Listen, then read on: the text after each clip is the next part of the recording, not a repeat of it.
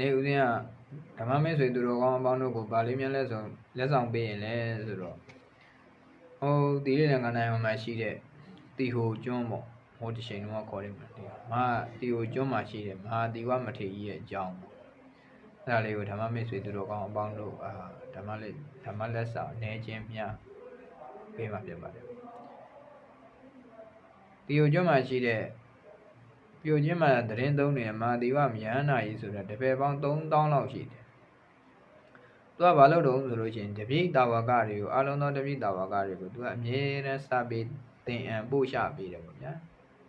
စာပေသင်အံပို့ချပေးနေတာသူတပိတွေဒီလောက်များတဲ့ထဲမှာတူသောတပိတယောက်သောတပိကသူ့ဆရာသမားဘလောက်ထိများတိလဂုံနေတမာရီဂုံနေဘယ်အဆင့်တွေများရောက်မြသောတာပန်တရဂံအနာဂံယန္နာစသည်အပြင်ဘလောက်ထိများရောက်နေပြီတော့ဆိုပြီးတော့သူတပည့်လုပ်တဲ့သူကဒီမဟာတီဝမထေရဆရာလုပ်တဲ့သူကိုလှမ်းပြီးတော့ကြည့်တော့ဆရာကပုထုဇဉ်ပဲရှိတယ်အဲ့တော့သူ့ရဲ့ဆရာကြီးကိုဒီမဟာတီဝမထေရကြီးကိုသူတပည့်လုပ်တဲ့သူပဲရွှတ်ရှင်တော့ဒီဆရာတော်ရှိကိုတွားပြီးတော့ရှင်များရှိမယ်စာပေလေးသင်ရင်လို့ဘယ်ချိန်အားတော့ညနာတည်တဲ့အချိန်ဘယ်ချိန်မှမအားဘူးငါရှိမှစာတင်မဲ့လူတွေကများတယ်တွားတိုက်တဲ့အချိန်အားသလားမအားဘူးပလုတ်ကျင်းတဲ့အချိန်အားသလားမအားဘူးညနာတည်တဲ့အချိန်သွားသလားအားသလားမအားဘူးသင်္ကန်း